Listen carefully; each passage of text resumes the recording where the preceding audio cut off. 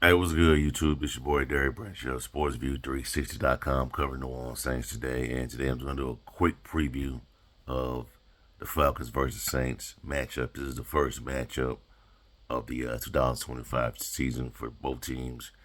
I know from what I've heard from a lot of fans, on social media and all that, even in public,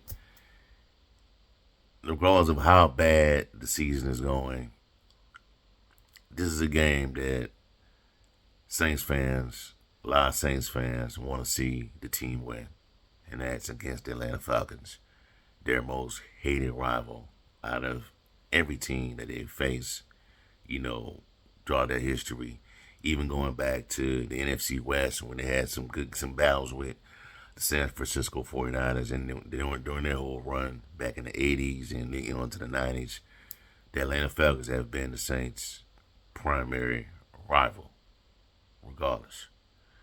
But as for today's game, the first game of the two game series between the two teams, for the scouting report for Atlanta, we all know about that situation. Not right now, 3-7 on the season, lost a lot of real close games. It dated back to losing to the New England Patriots a while back, 2 weeks ago, down overseas. Then the following week, you had a close game against the not overseas. It wasn't overseas, but the Patriots game was in America in Foxborough. But when they went overseas to play the Indianapolis Colts, that was a close game. They had a chance to win. The following week, last week, against the Atlanta Falcons, against the Carolina Panthers, had a close game, went in overtime. Bryce Young threw over 450 yards, won the game for him, helped him win that game.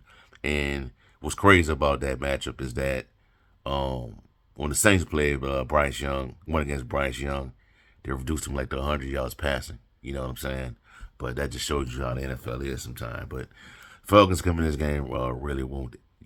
Michael Penix Jr., the first round pick a year ago, starting QB, he's out for the season. Drake London will not play in this game as well.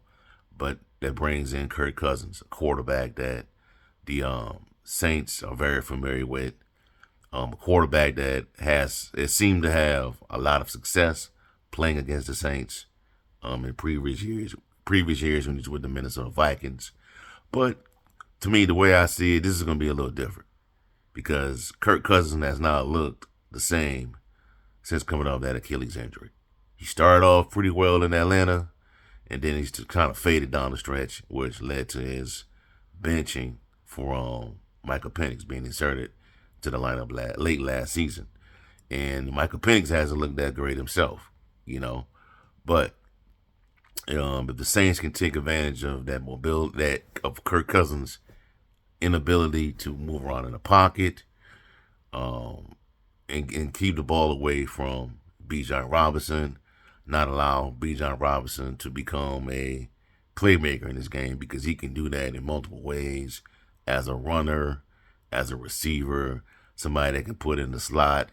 He's very dangerous, and I'm more than sure that Kirk Cousins is going to be counting on him to make things happen. And also watch out for Kyle Pitts.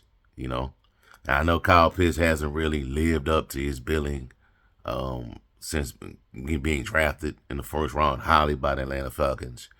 But we know how these games can go sometime, and we know how a lot of players going to have like big days, big career days playing against the Saints. That tends to happen a lot. So they have to take care of all of that today. Falcons just not having a good season. And I did when I did my NFL season preview series over the summer around August, previewing a few teams. The Falcons were one of those teams, and I felt as though they had the roster to compete for a division title, playoff berth, finish season 9-8. But fast forward to the day, and that's clearly not happening. Right now they're 3-7 on the season. Another loss today would really put them behind the eight ball. They already are behind the eight ball, but a loss today would really set things back for the Atlanta Falcons. They'll fall to 3-8 on the season, which will be the same record as the Saints at 3-8. on the season, and that will push them way behind their aspirations of what they had this season. And the Saints, if the Saints win this game, they'll be in third place, or right behind, right behind the Carolina Panthers. And you never know how things could play out, man. Because the Bucks right now are in a free fall. Probably gonna take another L tonight. I think they played against the LA Rams, if I'm not mistaken. So that'll be another L tonight. So it's getting crazy down the stretch. It's getting crazy down the stretch. Saints just gotta finish out strong. Like I said in the previous video, Tyler Shuck's development is very important. Very important to see how things play out as we get into the second half of the season with this football team. Brandon Cooks was released. He asked to be released. I'm pretty sure that he wants to go play for a contender and not a rebuilding job. But Saints are coming on strong right now.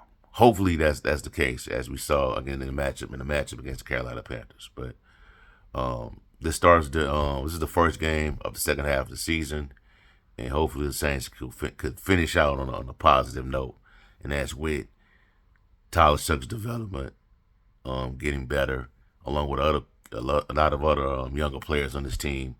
Their development is crucial as well as we close out the season. As we, in regards to the score prediction of today's matchup, I got the New Orleans Saints winning this game. I got them winning this game by a score of 24-17 over the Atlanta Falcons. Shuck has another solid performance, 300 yards passing, probably 2 touchdowns. That's what I have him doing today against the Atlanta Falcons. So that's my final score.